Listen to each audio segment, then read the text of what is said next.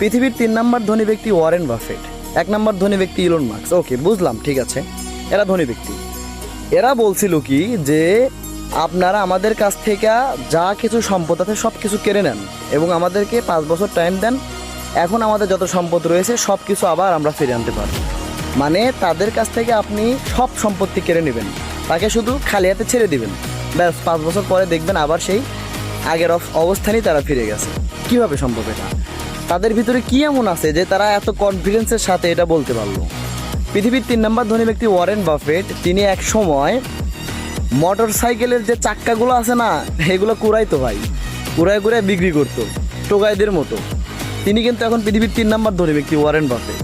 তাহলে এই সকল ব্যক্তিদের ভিতরে কি পরিমাণে কনফিডেন্স, কি পরিমাণে আত্মবিশ্বাস আছে, তাদের মাথায় কি পরিমাণে নলেজ আছে যে তারা কিভাবে বলতে পারে যে আপনি আমাকে জাস্ট ফকির বানিয়ে ফেলেন, 5 বছর পর আমরা আবার আগের অবস্থানে ফিরে যাব। শুধু এখানেই নয়, এই কথার উপর ভিত্তি করে একটা গবেষণা চালানো হয়েছিল। একটা দেশের ভিতরে ধনী ব্যক্তিদের সকল টাকা ভাগ করে দেওয়া হয়েছিল সকল ব্যক্তিদের মাঝখানে, ঠিক আছে, গরিব ধনী সবাইকে ভাগ করে দেওয়া হয়েছিল। ধরেন যে আমাদের বাংলাদেশে 5 লাখ টাকা করে প্রত্যেকটা ব্যক্তিকে দেওয়া হবে, ধনী গরিব নাই, সবাইকে গরিব বানায় ফেলা হবে এবং প্রত্যেকটা ব্যক্তিকে 5 লাখ করে টাকা দেওয়া হবে। দেন 5 বছর গিয়ে যারা ধনী ছিল তারা আবার ধনী হয়ে গেছে, যারা গরিব ছিল তারা আবারও গরিব হয়ে গেছে। তাহলে এই পরীক্ষা থেকে কি বোঝা যায় যে কেন আমাদেরকে টাকা দেওয়ার পরেও, প্রত্যেকটা মানুষকে বড়লোক করে দেওয়ার পরেও কেন তারা গরিব হয়ে যায়? এখানে আসলে কাহিনীটা কি, এর ভিতরে রহস্যটা কি? দেখেন, আসলে আমরা মানুষ সবাই কিন্তু এক না। নলেজ, মাইন্ডসেট হচ্ছে মেইন বিষয়। আমরা যে টাকাগুলো সবসময় নিজের কাছে রাখি, আমাদের কাছে যদি 10 টাকা থাকে, সেই 10 টাকা আমরা কি করি? চিন্তা করি যে অ্যাকচুয়ালি 10 টাকা আমরা কীভাবে খরচ করব। আর ধনী ব্যক্তিদের কথা কি জানেন? তোমার কাছে যদি 10 টাকা থাকে, তুমি চিন্তা করবে যে এই 10 টাকা দিয়ে কীভাবে 20 টাকা বানানো যায়। তাহলে তাদের মাইন্ডসেট হচ্ছে এখানে যে তাদের কাছে যখন কোনো টাকা থাকে তারা চিন্তা করে এটা দিয়ে আমি কিভাবে আরও কিছু সম্পদ বানাতে পারি। আর আমাদের কাছে যখন কোনো টাকা থাকে আমাদের ঘুমই হয় না যে টাকাটা কখন আমরা খরচ করব। এটাই হচ্ছে ধনী ব্যক্তি আর গরিবদের ভিতরে পার্থক্য। অ্যাকচুয়ালি আমরা ওইটাই বুঝি না যা ওরা বোঝে। আর সব থেকে মেইন বিষয় হচ্ছে কনফিডেন্স লেভেল আমাদের একদমই দুর্বল। আপনারা হয়তো দার্শনিক ডায়োজেনিসের কথা শুনেছেন বা অনেকে নাও জানতে পারেন। দার্শনিক ডায়োজেনিস কি বলেছিল জানেন?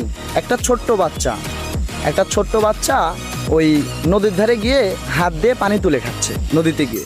আর ডায়োজেনিস ওই সময় কী করতেছিল?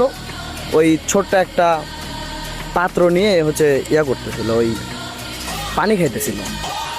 তো ছোট্ট একটা পাত্রতে যখন পানি খাচ্ছিল তখন ডায়োজেনিস লক্ষ্য করে যে ছোট্ট একটি বাচ্চা নদীতে গিয়ে হাত দিয়ে পানি খাচ্ছে। তখন ডায়োজেনিস হুট করে বলে ওঠে, ইস, আমি কত বোকা, তাই না? একটা ছোট্ট বাচ্চা আমাকে শিখিয়ে দিল যে এখনও আমি কতটা মূর্খ। এটার মানে কি? একটা ছোট্ট বাচ্চা যখন নদী থেকে হাত দিয়ে পানি তুলে খাচ্ছিল তখন ডায়োজেনিস লক্ষ্য করলো যে সে একটা পাত্রতে করে পানি খাচ্ছে। এখান থেকে তিনি এটা শিক্ষা পেল যে আসলে আমরা মানুষ নিজের প্রতি নির্ভরশীল না। আমরা যে পাত্রতে করে পানি তুলে খাই এই পাত্রটি একসময় নষ্ট হয়ে যাবে, কিন্তু আমাদের হাত, যেটা আমাদের রুহ বের না হওয়া পর্যন্ত আমাদের সাথে থাকবে এবং আমরা সেই হাত দিয়ে সব কাজই করতে পারবো। তাহলে আমাদের হাত থাকতে কেন আমরা পাত্রতে করে পানি খাবো? এখান থেকে শুধু পাত্রের বিষয় না, এখান থেকে এটা বোঝা যায় যে আমরা অন্যের প্রতি কেন নির্ভরশীল, নিজের প্রতি কেন নির্ভরশীল নয়। আমাদের অবশ্যই নিজের প্রতি নির্ভরশীল হওয়া উচিত। অন্যজন কি করলো, কে ধনী হইলো, তোমার কোন বন্ধু এগিয়ে গেল, এইটা নয়। তুমি নিজের জীবনে কি করতে পারবে তোমার উপর তুমি ভরসা করো।